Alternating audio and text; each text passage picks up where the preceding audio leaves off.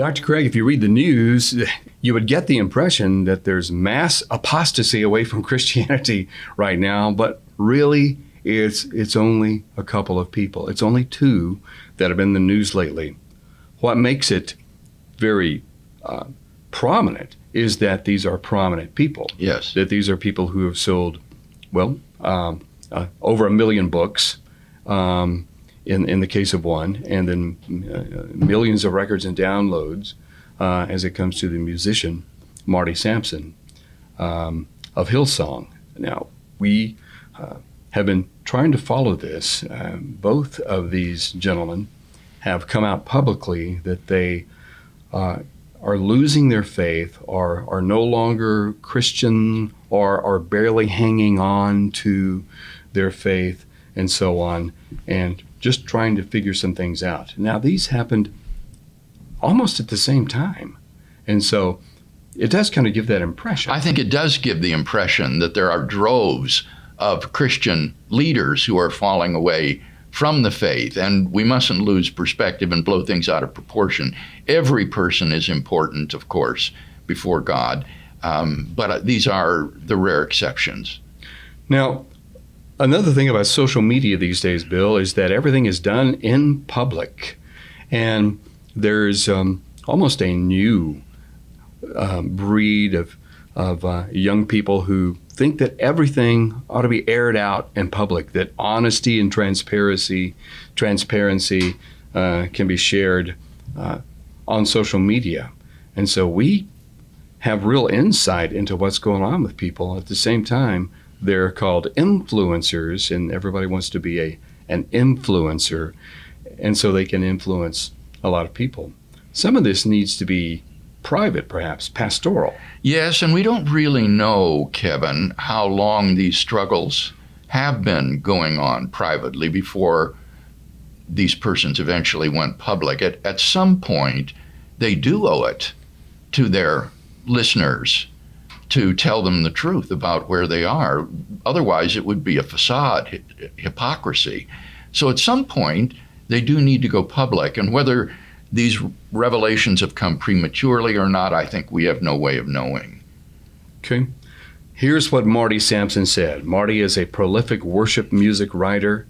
He's known for his work with Hillsong Worship, Hillsong United, Delirious, Young and Free. He revealed that he's losing his faith and believes Christianity is, quote, just another religion. Here's what he says on Instagram. And he's got several thousand Instagram followers. Time for some real talk.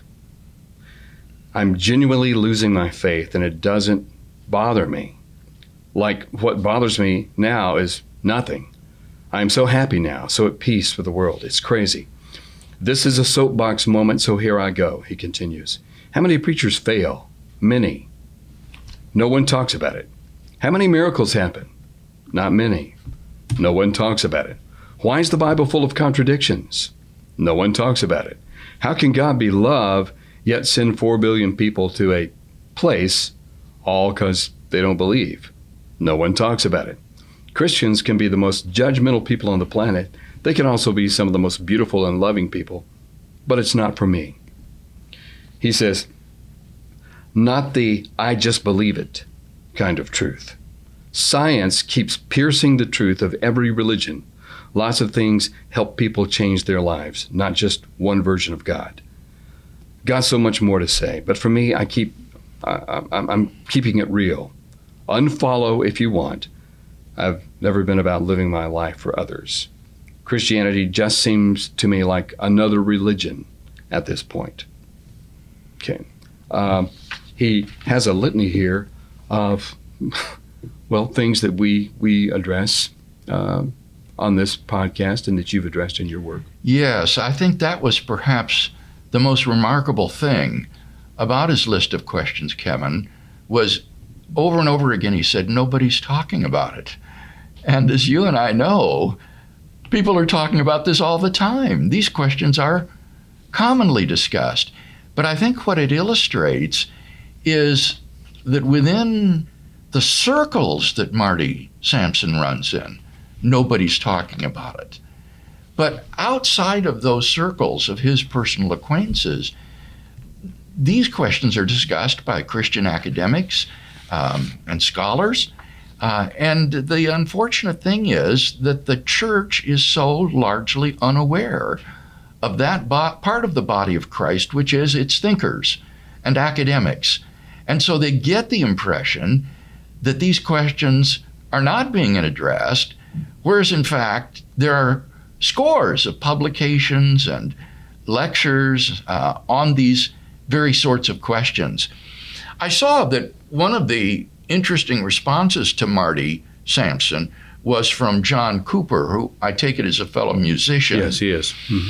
And he identifies the problem as the emotionalism of the subculture in which Marty Sampson runs, and that it doesn't value the truth, particularly the truth of the teaching of the Word, of Scripture, and not recognizing the supremacy of the truth is the root of the problem here for Marty. Now, I have a very different take on it than John Cooper, Kevin. It seems to me that the problem is not that Marty isn't interested in and looking for the truth. On the contrary, I think that that is the source of his problem, that he is looking for the truth and he doesn't have answers. In the passage you read, he says, I want genuine truth, not the I just believe it kind of truth. He wants objective truth. And the difficulty is that he doesn't find it. So the problem here is not emotionalism over the intellect. The problem is lack of education. That's the source of the difficulty, is that Christians, by and large, are not educated in Christian doctrine and apologetics. And in fact, they're unaware, they're ignorant of the work of Christian academics on these questions. And I want to assure Marty personally that these questions that he asks and that are troubling him are good questions which are being addressed at great length today if he will simply put himself in touch with persons who can point him to the resources.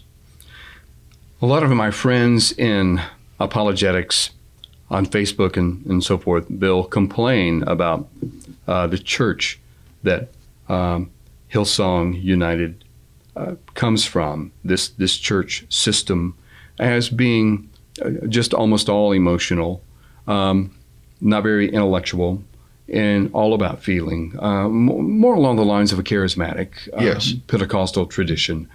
Very emotional. And he's the leader here of their worship team with reach all over the world. And the complaint is, we need to equip our leaders, to know these things. Yes. The grounding. Exactly, Kevin. As long as he stayed within the emotional subculture, he would have been just fine. His difficulty is that he began to search for truth.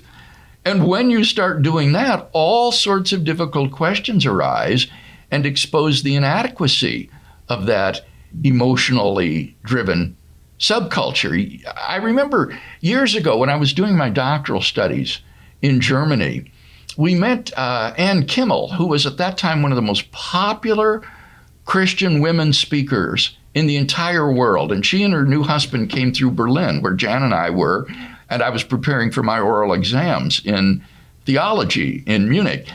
And Ann Kimmel was one of these people, they really broke the mold when God made her, because she's extremely emotional. She would tell little ditties and stories, little poems that she would make up and share with people. And it would just melt their hearts and they would come to Christ as a result. She was incredibly effective. She could have an entire audience of thousands of women reduced to tears in minutes just by these stories and ditties she would relate. And we were sitting around the table one evening in our apartment in Berlin, and I thought, well, she's had an awful lot of experience in ministry. I'll try to ask her some questions. So I said, well, Ann, how do you go about preparing for your messages? And she said, oh, I don't prepare. And I said, you don't prepare? She said, no. And I said, well, then what do you do? And she said, oh, I just share my struggles. And I thought, here I am, spending years in preparation and doctoral studies and seminary for years of ministry that lie ahead, and she doesn't prepare. And yet there was no denying her effectiveness. She won thousands of people to Christ. And that was, for me, Kevin, a real moment of truth. I thought, why am I doing this? If all I need to do is just get up and share my struggles. And when we returned to the United States that fall, I was on sabbatical at the University of Arizona in Tucson, and I shared with one of my philosophy friends there my conversation with Ann, and how it just put a question mark behind everything I was doing. And my friend gave me a very wise piece of advice that has stuck with me ever since. He said to me, Bill, someday those people that Ann Kimmel has won to the Lord are going to need what you have to offer. And I think he was absolutely right.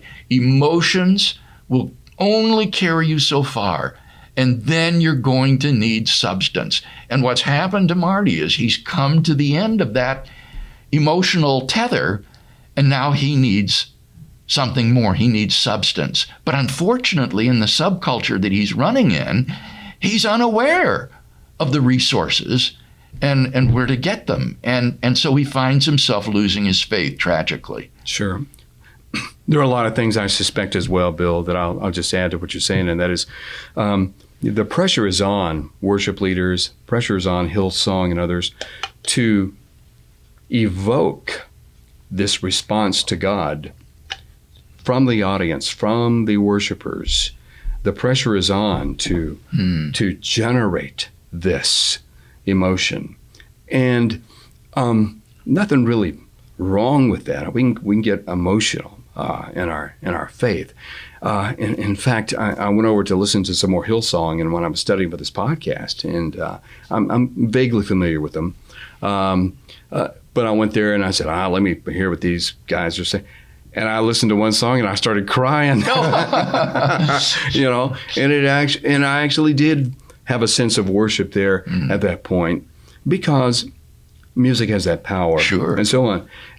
I'm sure that Marty probably wants to maybe go beyond in his songwriting and musicianship, just having this pressure that he's got to get this reaction out of the worshipers, or they'll feel like they haven't worshiped.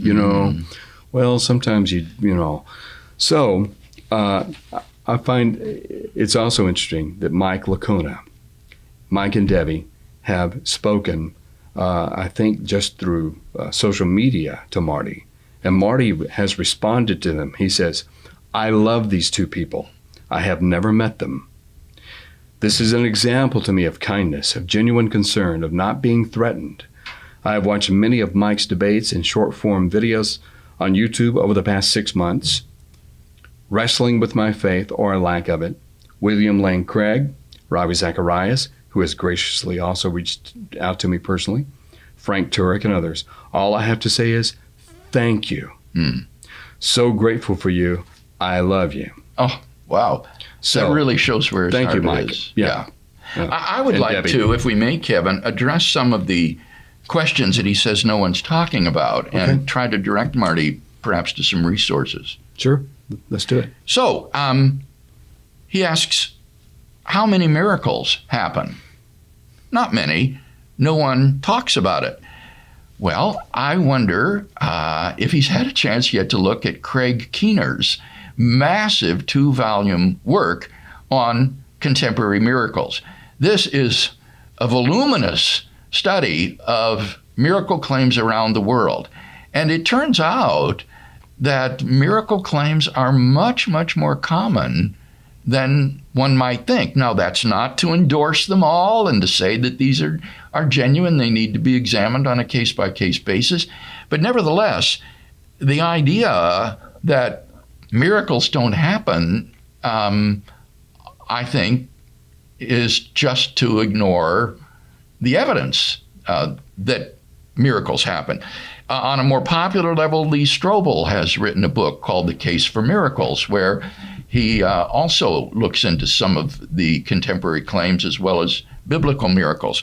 So people are talking about this, and if Marty's interested, he could take a look at Keener's work. Craig Keener really goes after this as a scholar, Bill. I mean, he doesn't just recount something somebody's told him. He has included what he thinks can be, best verified and so on. So he's very rigorous, is what I'm trying to say. Yes. In this. The next question he asks is, why is the Bible full of contradictions? And here I would commend to him the work of Michael Licona on why are there differences in the Gospels.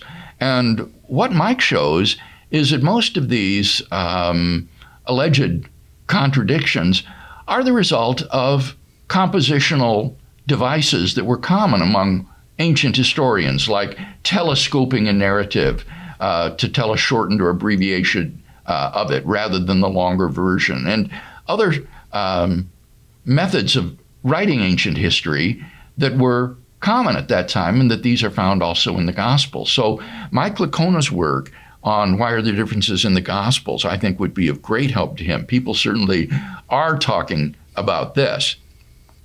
With respect to his question, how can God be love and yet send 4 billion people to a place all because they don't believe? Nobody talks about it. He says, well, I've written extensively on this question. He might look, for example, at my book, Hard Questions, Real Answers, where it has a chapter on hell, or in Philosophical Foundations for a Christian Worldview that I co-authored with J.P. Moreland. And I think that the question, as Marty words it, is prejudicial. As I read the New Testament, God is not willing that any should perish. God's will is that all persons be saved and come to a knowledge of the truth. So God's will for every person is the salvation of that person. From that, it follows that the only reason that anyone would fail to be saved would be because people freely reject God's offer of forgiveness and separate themselves from him irrevocably. So the question is not how can God send people to hell?